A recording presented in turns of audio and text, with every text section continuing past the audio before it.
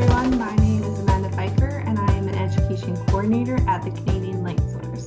I'd like to introduce Dr. Robert Blyth for this STEM seminar series. Before we get to that, I just want to acknowledge that the Canadian Light Source, which is in Saskatoon, Saskatchewan, is located on Treaty 6 land and the traditional homeland of the Metis. As educators, we respect Indigenous ways of knowing and oral traditions, and we dedicate ourselves to moving forward in the spirit of partnership, reconciliation, and collaboration. I'd also like to acknowledge that most of our education programs are funded at least in part through the NSERC Promo Science program, and that their flexibility has allowed us to create seminar series and deliver them to you online. So with that, I'd like to introduce Dr. Robert Blyth, our Science Projects Manager, who's going to be giving us a presentation on overview of the Canadian Light Source, how it's a tool in research, and looking at the facility from different perspectives. So you can see him here in pictures with various student groups where he was a mentor and also providing professional development for teachers throughout the years.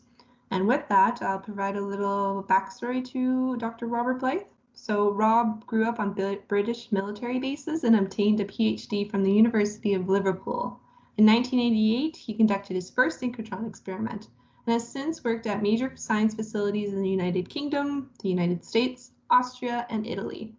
His scientific career focused on the novel materials ranging from rare earth metals to organic LEDs, with over 100 publications in that field.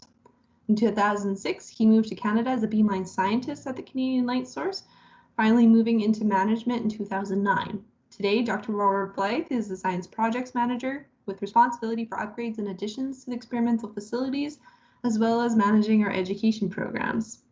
So with that, we join in the seminar, which was recorded in our annual Teachers Workshop in August 2020, as he introduces the participants to the facility and what the blue light is. It's a means of asking and answering questions. So if you're ever flying over Saskatchewan in the middle of the night, you might see this view, and there are some obvious questions here. So like, what is this? What does it do? How does it work? And maybe the most interesting and obvious and important question, why is it blue? So you might do a little Googling, look in a little closer, and you would find that the Canadian Light Source is a Canadian Class 1 nuclear facility. That is the same as a nuclear power plant under Canadian law. And then if you were to Google nuclear power plants and blue lights, you might find a picture that looks like this. So this is the inside of a water moderated nuclear reactor, and you get this interesting phenomenon where particles come out of the reactor, and although the speed of light in a vacuum cannot be exceeded, you can exceed the speed of light in a medium like water. So this is what is called Cherenkov radiation given off when we have particles going faster than light through a particular medium. The good news, of course, is that the blue light coming from our facility is not Cherenkov radiation, because we are in fact not a nuclear power plant, and it is a simple quirk of Canadian law that we are lumped in with nuclear power stations. The blue light comes from this. There are a bunch of these that sit outside, and we light up our facility blue. And the reason we do that is we want people to ask those questions. What is that? Why is it here? I grew up, in science, at least initially back in the 80s, science was done very much quietly. There wasn't a lot of public relations, even though the vast majority of science then as now is funded by taxes, so funded by the people. Canadian Light Source takes a very different view. In normal times, we have tens of thousands of people visit the facility each year. Obviously this year it's a little quieter, and we light the facility up blue so that people talk about us and ask questions. So what we're going to be doing today is taking a look inside the machine. So this is a little video I took on my way in this morning. It gives you something of an idea of what it looks like inside this building. It is the largest single enclosed space in Saskatchewan, but it's really hard to understand the scale of things even in a video. It really doesn't photograph it well. So if you ever get to the point of bringing students here, this is the initial view they will get. This is standing just inside the first entry into the area, and that's the view that they will get. And this does not even remotely start to do it justice. Okay. So going to move on and talk about light. So this is actually a photo I took from my house, and it's what I show people in the UK when they ask me, so what is Saskatchewan like? And I'm like, well, there's lots of sky, there's farming, there's not a whole bunch of geography. If you're really into geography, then I hear British Columbia is nice, but this is kind of what it looks like. And obviously we need to talk a little bit about light, because although we talk, we're the Canadian light source, we are the brightest light in Canada. In physics terms, when we talk about light, we're not just talking about the nice colored part. We're talking about when we go here, go to shorter wavelengths. So we're going past the violet to the ultraviolet, and then to soft X-rays and hard X-rays, and going the other way into the infrared. So you need to remember, when we talk about synchrotrons producing light, we mean everything, right? So what is this thing for? So we're going to park the idea of synchrotrons being about light. We will come back to that, and we're going to talk about particle accelerators. So historically, the main role of particle accelerators was to look for the fundamental building blocks of matter, to essentially split the atom, go deep inside the nucleus, and find out what's in there. Now, one of the ways you can do this is using a linear accelerator. So this is a linear accelerator. This is a photo taken at the University of Saskatchewan in about 1963. This is the old Saskatchewan Accelerator Lab. This tunnel is still here. And this linear accelerator, 2 sections of which are still here. We're going to take them out in this fall, and we still use them 50 years later. But the main role when it was the Saskatchewan Accelerator Lab was to take particles and fire them down here into targets and get lumps of the target to break off. There's an analogy I heard a long time ago. It's like, using accelerators to do particle physics is like studying the anatomy of a chicken by putting it in a cannon and firing at the wall and having a look and see what comes off. Now, fairly obviously, the faster you go, the more energy the particle is going to have, which means the more damage it's going to do when it hits the target. So you're going to get smaller and smaller particles coming off the faster you can make the particle go. And linear accelerators, as the name kind of implies, they're in a straight line. The longer it is, the higher energy you can give the particle, the more energy it has, and the smaller building blocks of matter. Now, the problem with this is these things take up a lot of real estate. Particles are tiny, particle accelerators are not. And if you start to do the math about, okay, we want to get down to the fundamental building blocks of matter, if we use a linear accelerator, we need an awful lot of real estate. And in particular, since this is in a tunnel underneath the university, we are going to be literally and figuratively undermining the university if we take all the money we need to build an ultra-long accelerator. So, nice thing about charged particles, unlike chickens, is they're charged, right? That means you can put them in a magnetic field and they can spiral. So, next idea for a particle accelerator was this thing called a cyclotron. You put the particle in the middle, you have high frequency accelerating voltage, you have these D-shaped magnets, and the particle spirals around as you put energy in using this accelerating voltage, and at the end, out comes, in this case, a proton beam and hits the target. Right? So this is great because particles are tiny, which means you can get a very long path length without using up too much space. So there's a fun thing I actually only learned at the beginning of the year. I knew that this word was derived from Greek. I always thought it was, okay, physicists tend to be fairly unimaginative when it comes to naming things. And so they thought, okay, so we got this circular thing. We need to come up with a cool name or nobody will give us funding. So circular thing in Greek is cyclotron.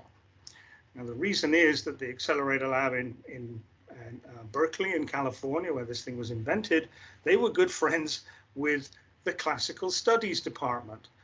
So they would actually ask the classical studies people, so come up with a cool name. And that's the reason a lot of things that were invented in California in the 1920s have this tron at the end and something derived from Greek at the beginning, right?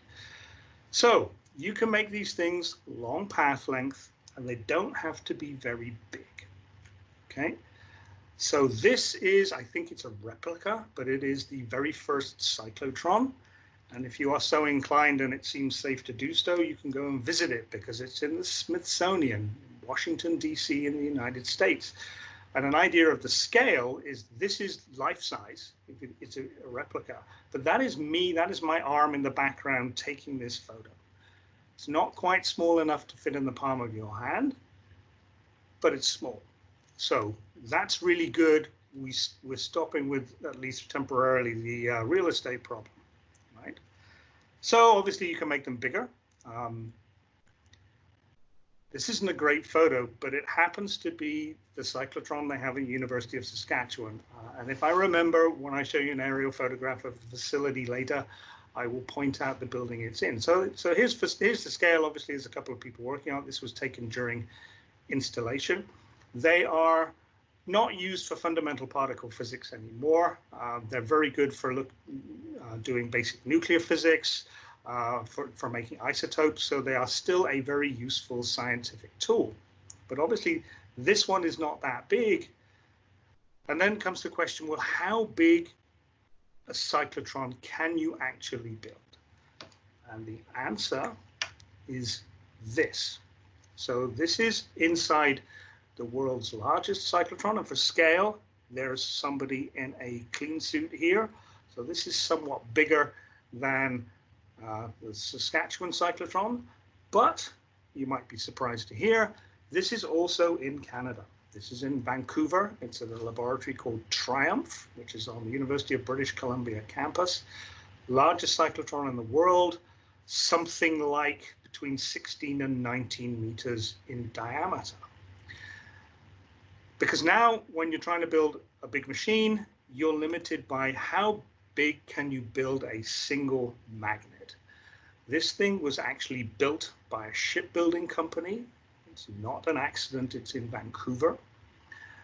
And I've never actually been there, but I'm told they presented the facility with a copy of a 19th century captain's steering wheel from a sailing ship to commemorate the installation. So this is practically as big as you can possibly build a cyclotron, which for doing nuclear physics is okay, but if you want to get smaller and do particle physics, even something this size is not big enough. So now you've got an engineering problem. Can you build a bigger magnet? So you're still talking about putting particle in the middle, and out it comes. It spirals because you have a fixed magnet. So as it goes faster, it spirals out, and eventually somewhere out there goes and hits a target. So maybe you need to think about doing this in a different way. This is the different way they chose. So here's the idea. Instead of having fixed field and only two magnets, you take the circle and you break it up into these bending sections, right? And you put your particle in here, right? So there's a linear accelerator like we talked about earlier. You put your particle in, you bend it into the path, it starts going round. And as it hits these cavities, and I'll talk a little bit later about cavities, each cavity gives it a kick. So going through this section, it accelerates. So it's going faster. So if you keep the field fixed, it's going to spiral outwards and be lost. But what you do is, as the particle gets faster, these are electromagnets, and you increase the current to the electromagnet at the same time as you're increasing the energy. So as the particle gets faster, the magnetic field increases and keeps it in a circle. So you have a few engineering problems here, but your main problem is not an engineering problem, it's a finance problem, because the limit to the size you can build one of these is not how big can you make magnets, but how many magnets can you afford to buy, right? And the answer is, well, if you get a lot of countries together and collaborate, you can build enormous facilities. And this is an overview of the largest synchrotron in the world. This is the Large Hadron Collider. And over here, this is Switzerland. Here is France. Those are the Alps. That's Lake Geneva. So you're now talking the ability to build something on the same scale as geography. And this is the border, and as you notice, the particle actually crosses the border 4 times in completing a circumference. So this is the largest synchrotron in the world. We have a large facility by regular science standards. It is nothing like this. Okay. So, having talked about the sort of basics of how you get particles to go in a circle, we're going to take a look inside our machine. Now, were this a normal summer school, we're all here, then we're all about to get up on our seats and go for a walk. But obviously, we're not doing that. So, we're going to go back to the same spot I shot that video from this morning. So here we are back again. I actually took these photos last week. So here's what we call our mezzanine, is our walkway along here. We're going to take a little bit of a walk and get to this gate. So this is the gate, and this is the symbol on it. So we will probably get into this a fair bit later, partially because we're a nuclear facility, but mostly because we're a user facility where typically 1,000 different scientists come and visit us. We have to take safety very seriously to make sure we don't hurt people. So I'm about to take you at least virtually through a gate marked with this. And this is not something we do lightly. It isn't obvious, but the time when you are most likely to get a dose of radiation is actually when the machine is off. We have designed this thing in here so that it has plenty of shielding, so that you can spend your entire career working here, as long as you don't go in the machine, and you don't get as much of a dose of radiation as you would a single flight between Toronto and Saskatoon, right? But to be doubly sure, I will be wearing this. This is an electronic personal dosimeter. Quite a lot of us here have dosimeters that we wear and are sent off and processed every 3 months. This little device works in real time. So if we were to encounter some radiation, this would immediately let me know. Right? So where we're going is down here, right? So underneath this set of concrete here is the storage ring. Inside here is our booster. So we have a linear accelerator in the basement. We have a booster to get up to full speed, like the diagram I showed you earlier of the basic synchrotron. And then we have a transfer line that you will see later that brings it into the main synchrotron we call the storage ring. So we're going to be going down here, and this gives you an idea of the amount of concrete we have. And we're going to go into out, and we're going to go through this door. So we're going to take a look at this door right now. So this tells me where I am. This is zone 8. We actually have 9 different separate zones inside the accelerator. There's another warning sign that indicates that we might be encountering radiation. The reason we might encounter radiation is we have bits of metal that spend their entire working life being irradiated by particle beams. And some of our parts of our facility is 50 years old. And as a result of this 50-year bombardment, some parts of the accelerator have become radioactive. We won't be going anywhere near them today, virtually or otherwise. And in general, I like to steer clear of them. But this is why you are more likely to be exposed when the accelerator is off, because when the accelerator is on, you cannot get in here without tripping the beam, right? So this zone is not secure. So something we do when we start the machine up is we do an inspection to make sure nobody's left inside here and lock each section one by one. And once that happens, this light is secure. And if you were to try and get in there, you will it's called breaking lockup. That tends to upset people because it takes quite a while to lock the place up. So that tells me I can go in there without breaking lockup. What we do when we're in a long shutdown is we will have our health and safety people go in and measure the background radiation level. Once that's done, then you don't need one of those personal dosimeters to go in here. But this was a maintenance day last week. We don't have time to do a survey, and very few people actually need to go in. So not obvious here. That is EPD required for entry, electronic personal dosimeter required for entry. And to make sure that nobody gets in and you can't, this is a card reader. We all carry a badge, which gives us access to areas that we've had training to access and where we have approval to access. And I have both of those. So in we go. So I'm going to start this video showing you the machine, and then I'm going to stop it for a little while to return to the theory of safety, or the subject of safety, right? So here's Tracy, and as you can see, Tracy is wearing a mask in this video, right? So we can't pretend that there isn't a pandemic happening, and we don't pretend that it isn't happening here. So we have the largest enclosed space in Saskatchewan. Our nominal staff is around 250, and at any time there could be considerably, that number could be considerably higher because we have outside users coming in. So what we've currently said is, well, those visitors I talked about earlier, those don't happen. Users are not allowed in right now. The only way we can run experiments for users is they send us the samples and we run them.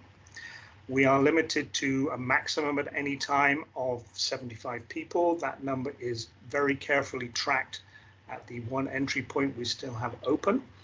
If you are working alone in your own space, so like I'm in my office now, I don't have to wear a mask. If you are in public space or working with somebody in the same room, then you have to wear a mask. So here's Tracy wearing a mask because she's both in a public space and in reasonable proximity to me. So I know there's been a lot of debate about going back to school. Just to let you know, this is the way one of the science labs that is actively fighting COVID is treating the health and safety of its own staff. So, having said that, we're going to take a look at our machine. So I showed you the simple diagram earlier. We just have magnets that bend, and that's where we're going to start. So this blue thing is a bending magnet, right? It's fairly chunky, and the reason Tracy is in there doing these strange things is mostly to give you a sense of scale. That is a dipole, so that bends the beam. I'm going to stop here and mention something I haven't talked about earlier, which is it's really important that the beam inside the machine stays small. And like in a NASCAR race or a motor race, if you go around a corner, the cars tend to spread out. Similarly here, if the electrons come through here, they want to spread out. That's bad. We have to collect them back in again, right? So we have two different types of magnet that accomplish this. So what Tracy's pointing at now is this green magnet. That's a quadrupole, two sets of north-south pairs, and that focuses. And then here we have a sextupole, right? So that's the red magnet here has three pairs of north-south terminals, poles, sorry. And the purpose of these is to acknowledge the fact that we don't have a perfect system, because perfect systems don't exist. There will be some electrons that have slightly less energy, and you want to focus them a little more. And there will be some electrons that have slightly higher energy, so you want to focus them a little less to keep everything together, right? So that's what the red magnets do, the sextupoles, right? So instead of a single bending magnet like I showed you in the simple diagram, our bending magnet cell consists of two quads here and a dipole, and then sextupole, quad, sextupole, quad, sextupole, another dipole, and finishing off with a couple of quads, right? So those all stay at constant current, right? That pulls the beam around the corner, keeps it focused, and shepherds the the higher energy and the low energy particles, so everything's moving around together. But in reality, the beam can drift. So what you also have in each cell, one at each end, is these yellow magnets. These are dynamic. We measure the position of the electrons in the ring, and if it's not where it's supposed to be, change the field in the magnet here, and that puts it back into shape. Right? So that's how we make electrons go essentially at the speed of light round in circles for hours on end. We use those magnets.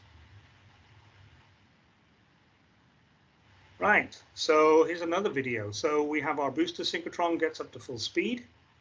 Now we have to transfer from the booster into the storage ring, and we'll just follow Tracy. So again, same color code, right? That's a focusing magnet, that's quadrupole. We have a dipole here, quadrupole, and so on. And we're going to follow Tracy as she follows the path of the electron. Be careful not to hit the camera. And then she's going to duck out of the way so that you can see the rest of the track. It goes in. So the electrons come around here, and they join the storage ring. So there's another one of our bending magnet cells. The electrons come in here, and we actually do this thing. So imagine if you're coming down this like an on-ramp into a freeway, and you have a whole bunch of cars going at the speed of light. It would be really nice, in general, in every freeway, if people would just get out of the way and let you onto the freeway. So that's what happens when we inject a pulse of electrons in here that we call a bunch. We actually take the beam here and we kick it sideways here. We let the electrons come in, and then down here we kick it back in. So effectively around here there's a zipper merge going on. Particles spiral in back to the central point, and nobody gets scattered. Right? So that's the mechanism for getting the electrons in. And then we're going to take a look at this big silver thing on the left over here. Right? Well, this is one of our accelerating cavities that I talked about earlier. So the way these work is you have your electrons coming through, and they're going to go round, and as we will see, they radiate energy. Now, some ways that's good because that's the light that we use for our experiments. Some ways it's bad because if you radiate too much energy, then the particles lose energy and they're not going to make it round to our cells anymore. So the beam will lose energy and it will be lost. Right? So you've got to put energy back in. And the way we do this is we set up a RF field, so a microwave field in here. And as the particle comes in, if you time it right, it arrives just as the crest of the RF wave comes through, and it can ride the wave to the other end. And because the electrons are actually split up in bunches, if you have the frequency exactly correct, the wave will start again coming this way as the next bunch of electrons comes in. So if you think about if you're pushing a child on a roundabout, if you exactly match the frequency of your pushing to the frequency that the child comes round, then the child simply gets faster and doesn't get pushed off, and you don't break your arm. And that's basically what you have to do. You frequency match the RF frequency in the cavity, so the length of the cavity, to the pulse, the distance between bunches in the storage room. So this is what puts the energy in to the beam. But this thing doesn't produce energy itself. Talk a little bit about that later. The reason this looks so strange is one of the problems you have if you have a beam coming through, you've got a microwave here. Right? So if you set up a big microwave, you're going to dump about half the power into the walls of the cavity because the moving RF wave generates an image current in the walls. So you've got current circulating in the walls of the cavity, and that's heat because you have electrons moving through a conductor, right? So half the power gets dumped into the cavity. Now we have a small ring So we didn't want to have to put in another one of these because we would need more than one if this was a regular cavity. And the way you avoid heating up a piece of metal or a piece of material by passing out electric current through it is to have something with zero resistance. So this is actually not the cavity, it's a tank of liquid helium. And inside there is a RF cavity made out of superconducting niobium. So we're in fact very energy efficient with our RF cavities. It does introduce a whole bunch of different problems because we use about 60 liters of liquid helium a minute. And my sort of ballpark for how much helium costs is liquid helium costs roughly the same as a good Scotch whiskey. So if you were to take Scotch whiskey and pour 60 liters a minute down the drain, your chief financial officer is going to get grey-haired very quickly, and my Scottish ancestors are never going to speak to you. So we don't actually just pour liquid helium in and then pour it away. We recycle it. So one of these pipes, so we have liquid helium at 4 Kelvin in the middle, and then we take that's fed inside here in the central core. Around the outside of that is gaseous helium at 7 K going to our liquefaction plant, and surrounding the whole thing is liquid nitrogen. So in terms of maintenance compared to a room temperature cavity, this thing's a bit of a nightmare, but it is very efficient. But like I say, this thing doesn't produce energy, it merely transfers it.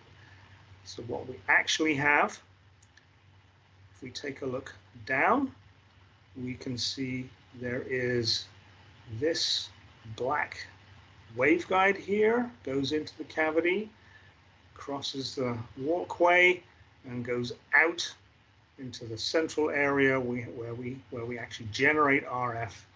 RF is then fed in here.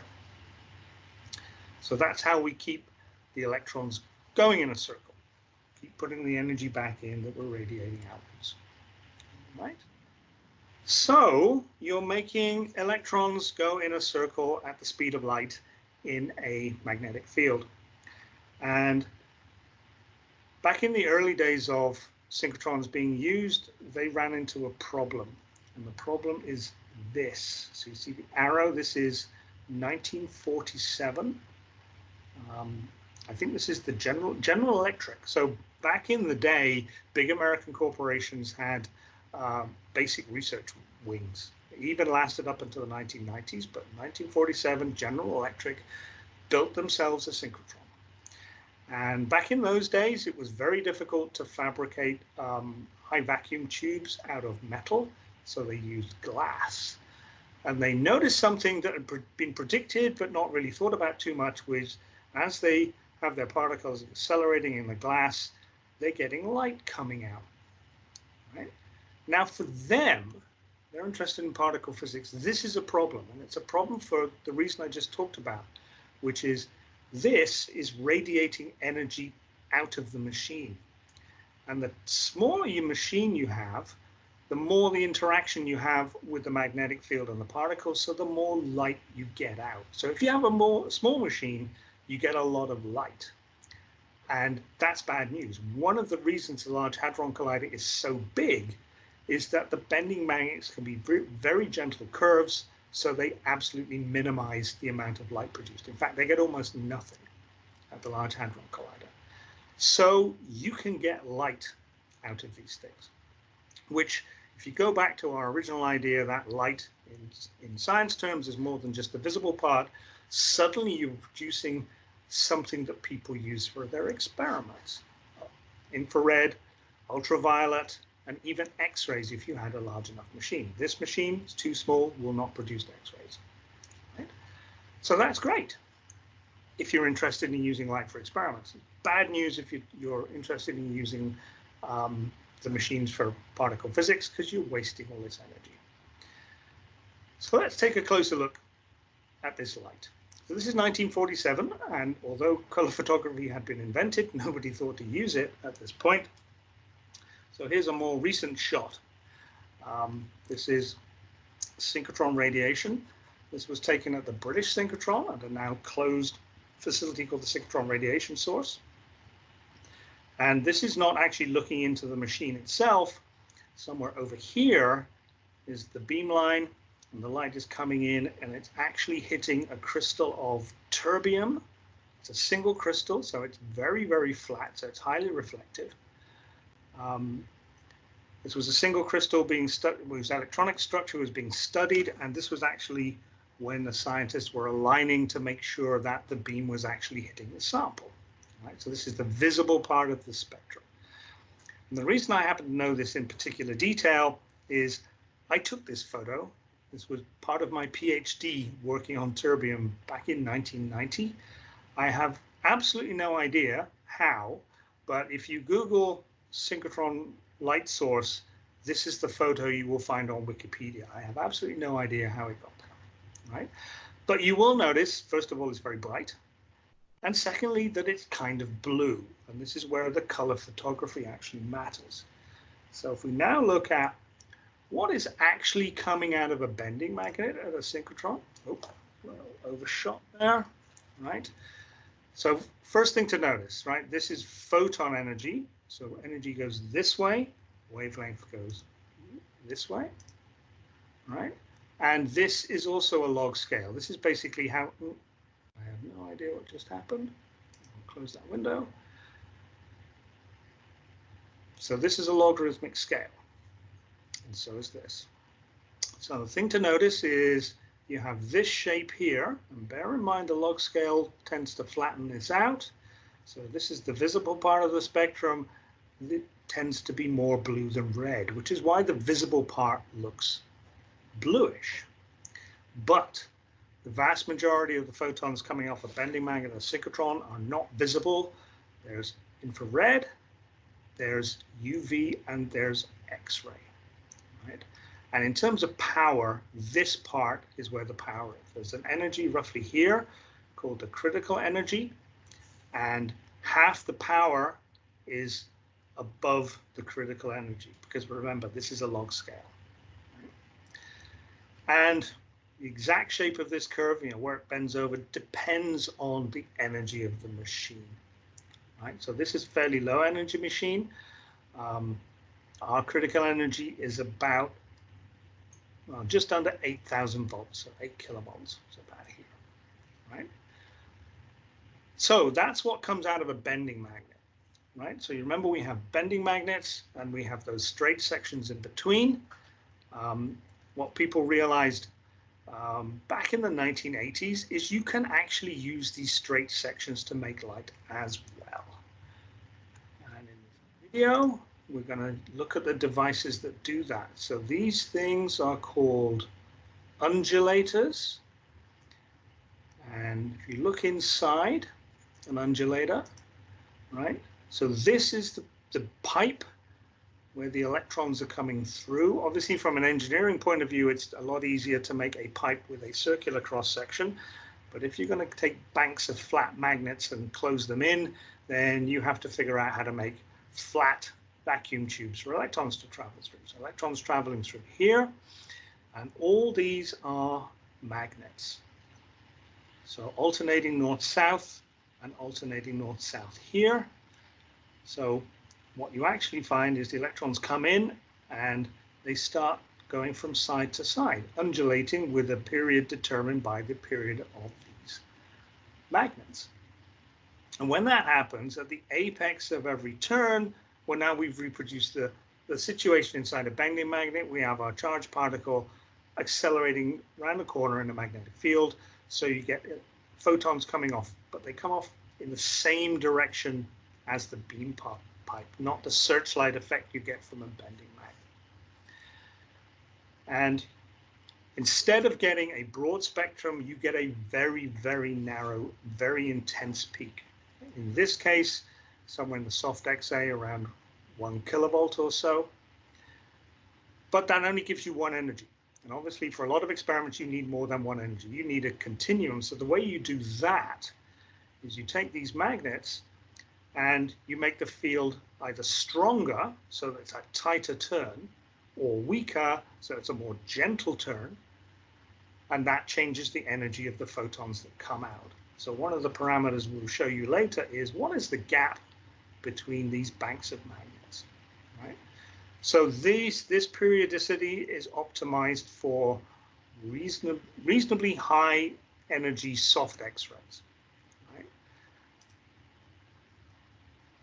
And you can see the internal organization there, and then we're going to back out, and we're going to take a look inside the neighboring one. So because we're a small facility, we don't have many straight sections. The amount of straight sections you have determines the number of beamlines you can have that are serviced by these kinds of devices. So what we decided to do a long time ago was actually put two in the same straight section and just make the beam deflect a little bit so they actually come out at slightly different angles. So as you can see here, you've got your magnets again, but they're bigger and there's less of them. So the period is longer, right? That actually gives you lower energy. So we have a pair here, one that has lower energy and one that has somewhat higher energy. And then I'm just going to stop it here. And here, again, our color code is blue, a little magnet here that makes the electron beam come in and deflect 1.5 degrees, so that the beams from these diverging by 1.5 degrees, and you can build beamlines 1.5 degrees apart, and that's what we did. So that's what we do if we want to get soft X-rays, so around the 1 to 2 kilovolt range and less, as you build something like that. Okay, so I'm going to stop Tracy there, and we're going to take a look at how you get higher energy. So this, I'm going to stop here. There's Tracy for scale. So there's a certain family resemblance to the cavity we looked at earlier, right?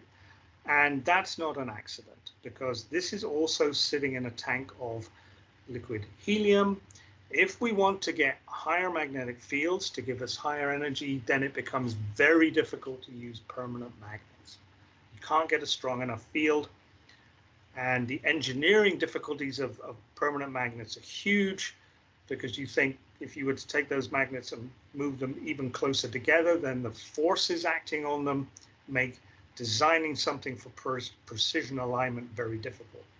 So the way you get around using permanent magnets to get high fields is you use electromagnets, and the way you get around the heating effect you will inevitably have if you use electromagnets is to use superconducting electromagnets. So this is another tank of liquid helium, and in there, buried in the middle, is a set of alternating north-south poles, a bank of electromagnets. This is called a wiggler. So I talked earlier about physicists having no imagination naming things, and we don't even have a classical studies department at the University of Saskatchewan, and the tradition somewhat died. So the earlier devices are called undulators, and the device that makes it wiggle is called a wiggler. Nice thing about a wiggler is you can usually operate at a fixed field because it produces high energy and broadband radiation, right? And we'll take a look at what that shows up on our status screen a little later. Okay, so to give you an idea of scale, it's another big tank. You have these things on the top. These are helium compressors. This does not use anything like as much helium, so you can have recycling helium in here with a compressor. So there's sounds like a steam engine in here, and then you have vacuum pump down here because everything is obviously under vacuum, right?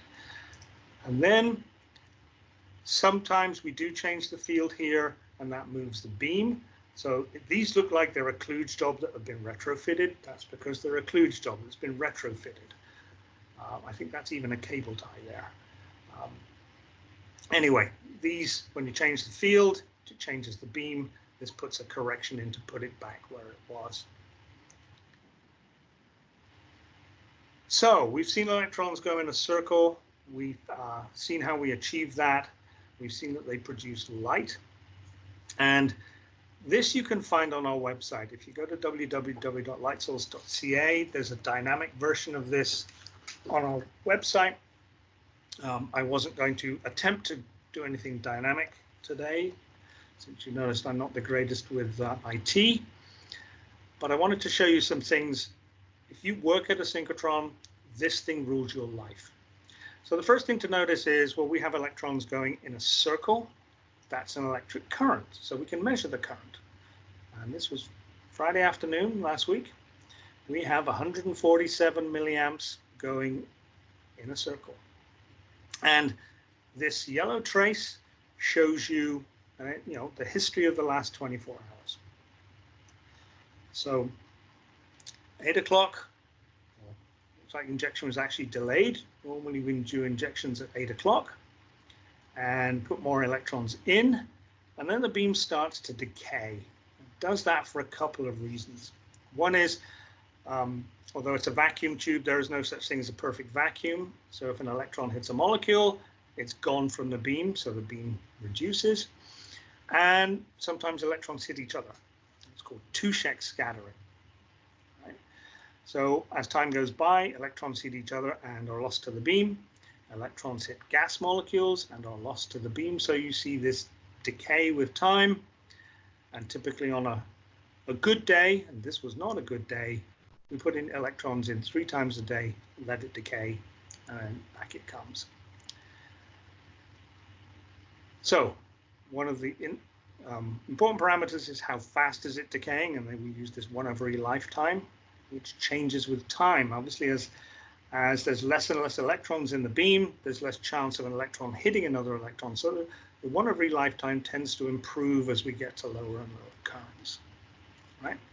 Now, one of the obvious things a scientist will want to know if they're doing an experiment with a beamline is there any current? Right? So as you can see here, this was not a particularly good day. We lost beam a couple of times. And here you can see this injection was rather slow, so they were having trouble getting it back. Lost it again here. Then it tripped again just as it got to full current. And then it looks like the injection here was delayed for some reason you can't tell just by looking at this graph. Now, were the beam to trip, then if you were in the building, you will notice that this area would go red. This is a quick visual indication, even if you're 20, 30 meters away from one of these displays, is that there's no current. And the first thing you should always do if you're doing an experiment at a synchrotron, you get no signal, is ask yourself, is there any beam? Right? Then we want to make sure the beam is in the right place. So this is the RMS of the average position of the beam inside the storage ring. And you're typically looking for these update every couple of seconds or so. You want to look for a stable beam in our facility of less than 1 micron.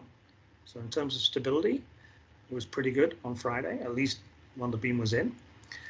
Then you want to know how big the beam is.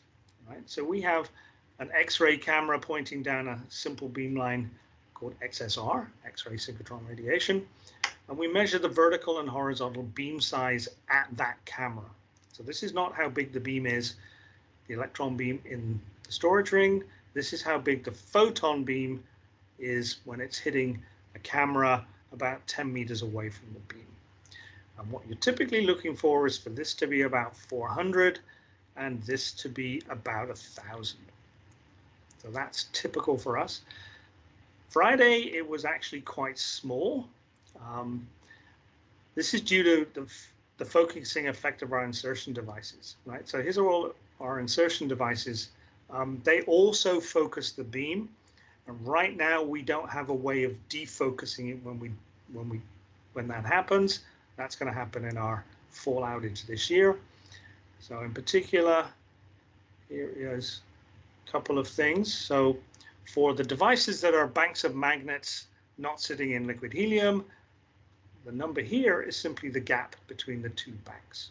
Right? This gap is small. This particular device focuses the beam. And for devices where you basically have a fixed gap, so those superconducting wigglers, you don't measure the gap because it's constant. You measure the field. The field is in Tesla. So you can see, if you learn how to read this, which beamlines are operating, and if you have enough experience, that will tell you roughly what photon energies are coming out of the beamlines, right? And you might notice here, there's a couple of things. There's here, these two devices are capable of producing polarized light. Normally the light is polarized parallel to the ground. These insertion devices can change the polarization, and this one at that time was producing circularly polarized light, whereas this one that can also do circularly polarized light was actually set to linear.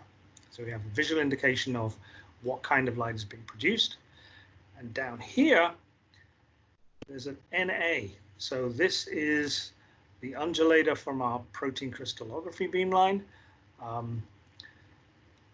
Kind of a sad little story. We had an old one that was about to be replaced. We started replacing it. We got 3 days into a 2-month replacement program, which means we'd actually pulled this out of the beam, and we got hit by the COVID lockdown. And eventually we managed to get the new one in, but we did not have sufficient time to hook it up and get it operating, because we had to come back because we had users wanting to come and do COVID research. And we're like, okay, this will have to, getting this hooked up will have to wait.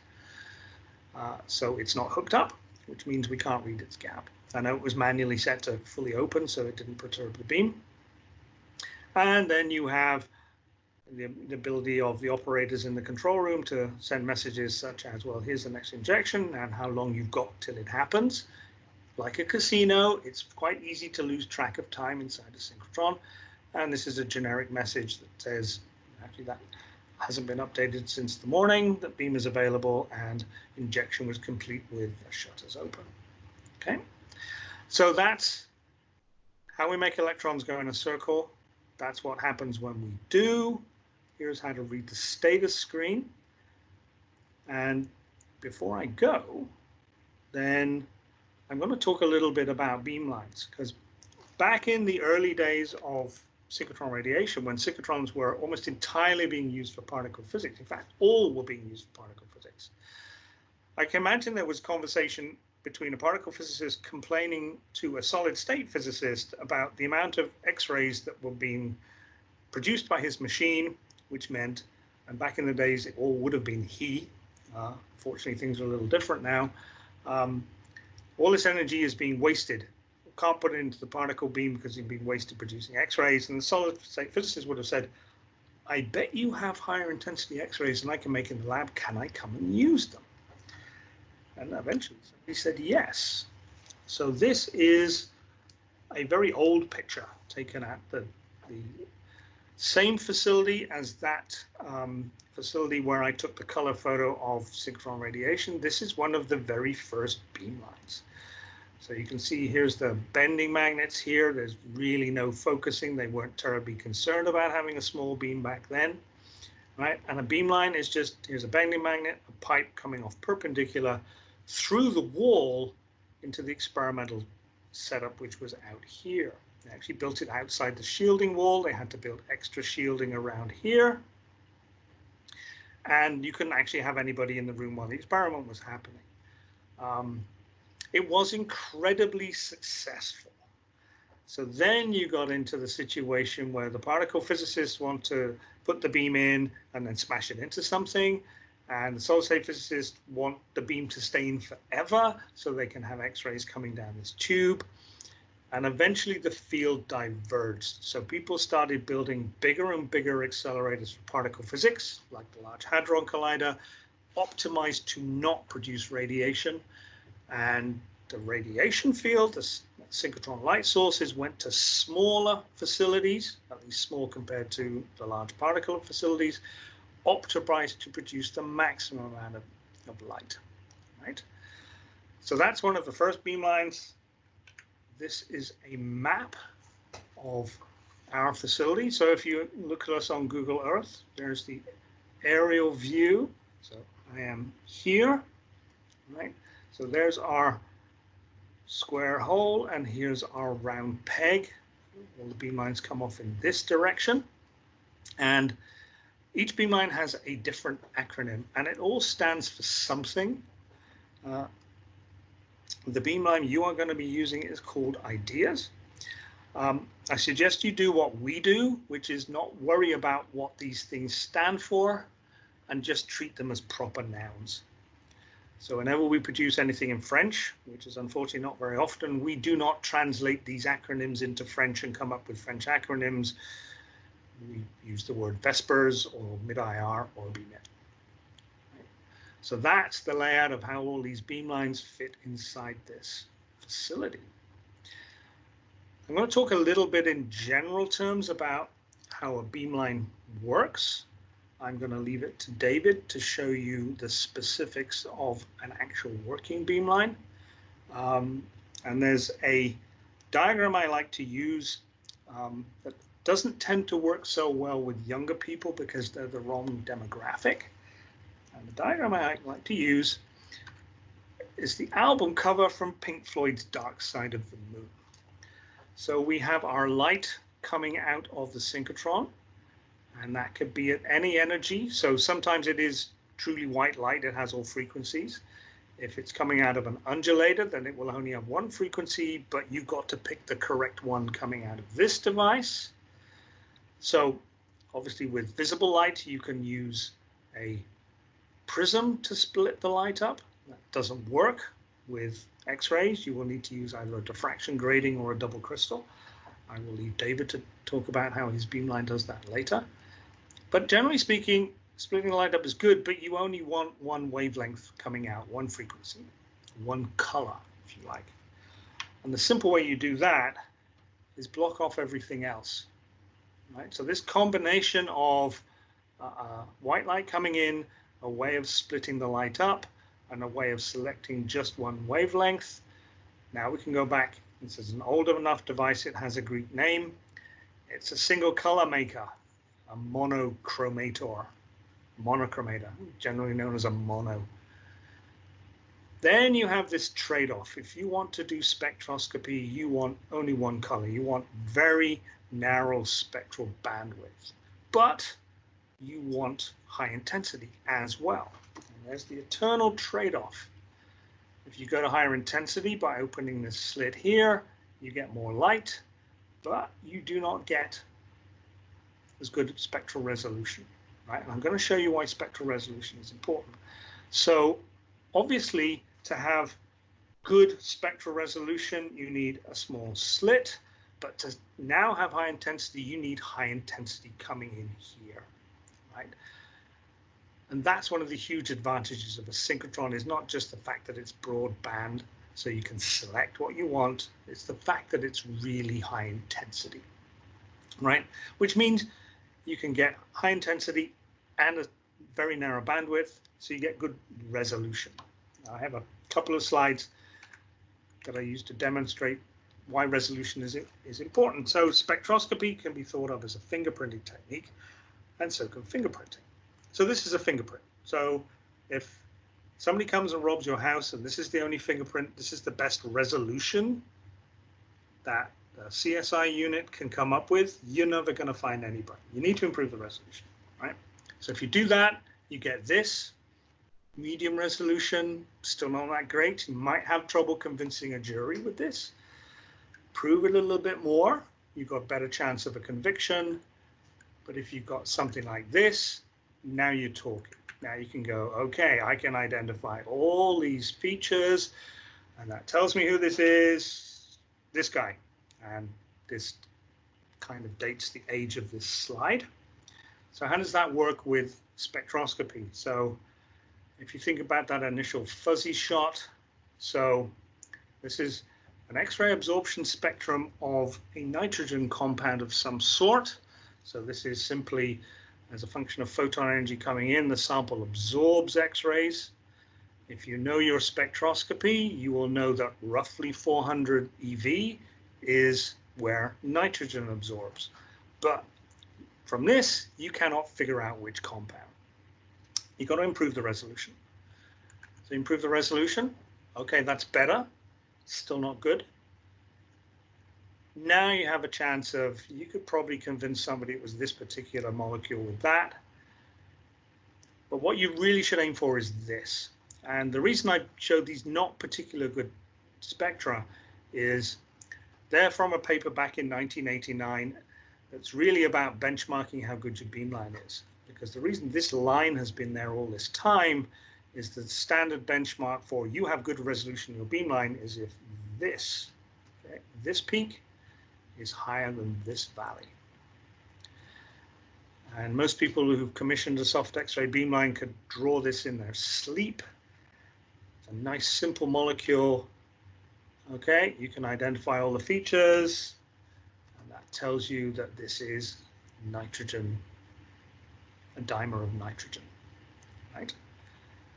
And that's why intensity and resolution, it's important to have both.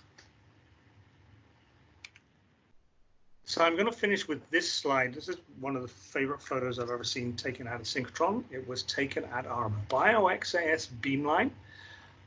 There we actually have two beamlines that are almost parallel. And this is when, and they have a wiggler. So they have a high energy broadband source of radiation. And this was actually before we connected all the beamline components.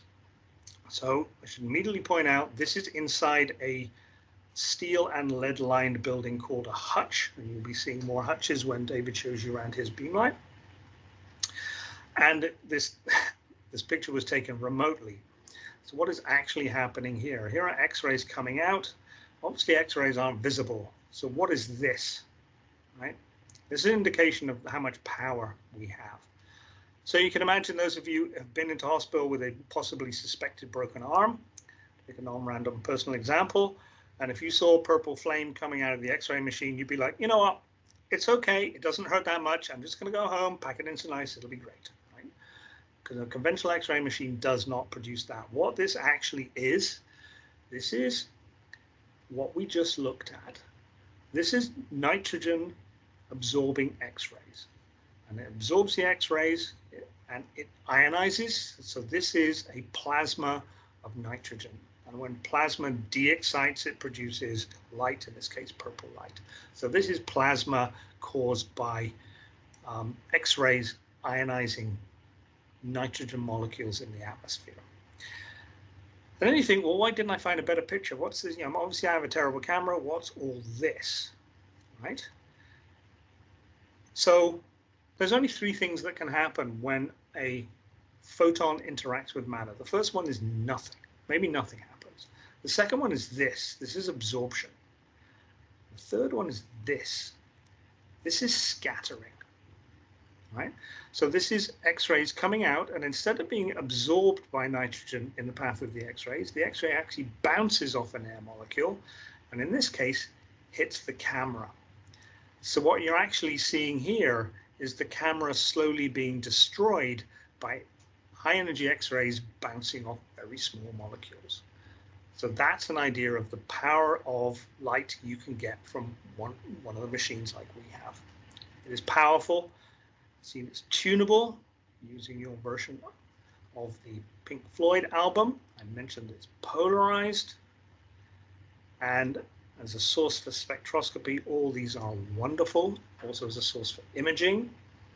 And the newer machines, it's even coherent, so it's laser-like. So that's pretty much what I have for you. So you've seen how to make electrons go in a circle. You've seen the history of how synchrotrons got invented.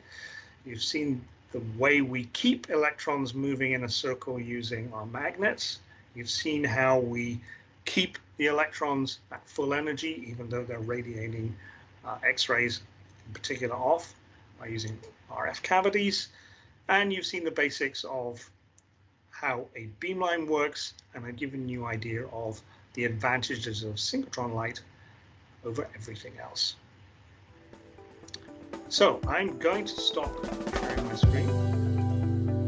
I'm going to try and stop sharing.